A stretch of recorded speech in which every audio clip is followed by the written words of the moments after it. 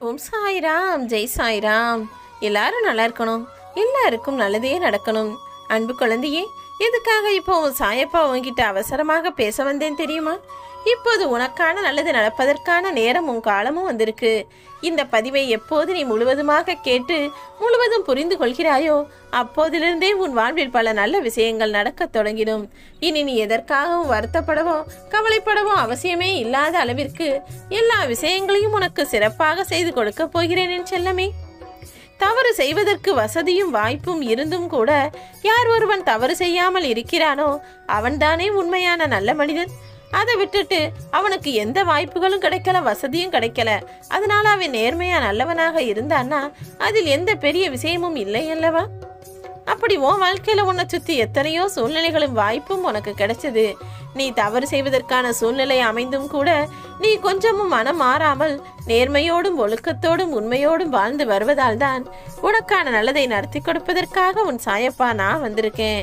சொந்தங்கள் உனக்கு 100 இருக்கலாம், ஆனா கஷ்டம்னு வரும்போது தானே தெரியும் அந்த 100ல எத்தனை பேர் உனக்கு உண்மையா இருக்காங்கன்னு.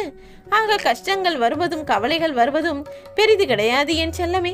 அதன் மூலமாக உன்னை சுற்றி இருக்கக்கூடிய பல விஷயங்களையும் பல மனிதர்களையும் நீ புரிந்து கொள்வதற்கான ஒரு வாய்ப்பு கிடைக்குதுன்னு புரிஞ்சுக்கோ. புதுசா ஒன்று கிடைக்க போகுதே நினைச்சு பழகிய ஒன்றை வெறுத்து விடாதே. ஏன்னா வரப்போவது உனக்கு வழியை கொடுக்குமா அல்லது நல் வழியை காட்டுமான்னு உனக்கு தெரியாதது தானே. ஏதாவது ஒரு விஷயத்தை நீ அவசரப்பட்டு இழந்துட்டினா மீண்டும் அதை பெறுவதற்கு கஷ்டமாக இருக்கும். எக்காரணம் கொண்டும் எந்த சொந்தத்தையும் தேவையில்லாமல் உதறிவிடாதே. பல காயங்களுக்கு உனக்கு கண்ணீர் மருந்தாக இருக்கலாம், ஆனால் சில காயங்களுக்கு பிரிவு கூட மருந்துதான் என்பதை புரிந்துக்கோ. இப்போது நீ பிரிந்திருக்கக்கூடிய சில உறவுகள் எல்லாமே ஒரு காரணத்தோடு தான் நான் பிரித்து வச்சிருக்கேன். எல்லா காயங்களுக்கும் சிறந்த மருந்தாக உனது அமைதி இருக்கும். கொஞ்சம் பொறுமையோடு காத்திரு. எல்லாத்தையும் சரி செஞ்சு யாருக்கு எப்படிப்பட்ட மன மாற்றத்தை உண்டாக்கணுமோ அவர்கள் மனசுல அப்படிப்பட்ட நல்ல எண்ணங்களையும் மன மாற்றத்தையும் உருவாக்கி உன்னை தேடி வரும்படி நான் செய்வேன். அடுத்தவர்கள் உன்னை பாராட்டும் போது அதற்காக மனம் குளிரவும் வேண்டாம். உன் மனசுல யாரையாவது நினைக்கும் போது பழிவாங்கும் எண்ணமும் வேண்டாம்.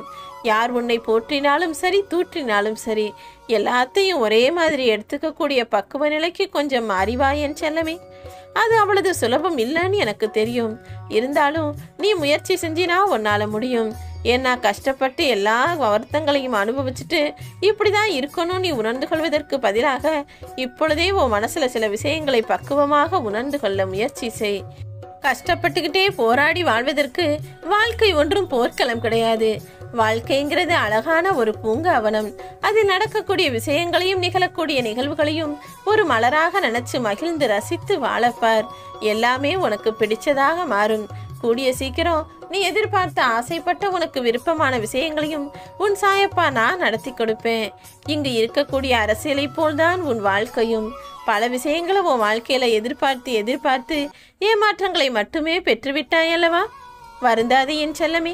உன் ஒட்டுமொத்த பிடிவாதத்திற்காகவும் உன்னுடைய நல்ல எண்ணத்திற்காகவும் வலிமை வாய்ந்த உனது மௌனத்திற்குமாகவே உனக்கானதை நான் செஞ்சு கொடுப்பேன்.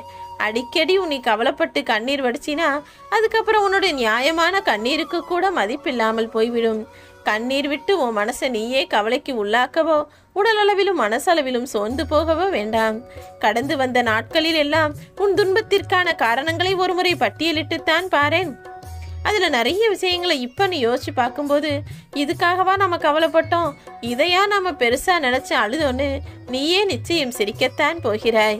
இனி வரக்கூடிய நாட்களிலாவது சின்ன சின்ன விஷயங்களை பெருசா நினைச்சு வருத்தப்படுறத நிறுத்திவிடு. மீண்டும் எந்த தவறும் உன் வாழ்வில் நிகழாமல் எந்த கஷ்டமும் உன்னை நெருங்காம உன் சாயப்பா நான் பார்த்துக்குவேன். இளமையில் நீ சேமிக்க வைக்கக்கூடிய விஷயமானது முதுமையில் நிச்சயமாக உனக்கு கை கொடுக்கும். அடுத்தவர் கையை நம்பி வாழாதே என் செல்லமே. அந்த வாழ்க்கை நரகம். என்ன இருந்தாலும் உனக்குன்னு ஒரு சிறு அளவு பணத்தை சேமிக்க கற்றுக்கொள். உன் வாழ்வில் நீ ஆசைப்படக்கூடிய விஷயங்களை எல்லாம் செய்வதற்கு உன் சாயப்பா நான் உனக்கு துணையா இருப்பேன். உனக்கும் உன் குடும்பத்திற்கும் என்னுடைய அருளாசிகள் எப்போதுமே பாதுகாப்பாய் பக்கபலமாய் இருக்கும். ஓம் சாய்ராம்.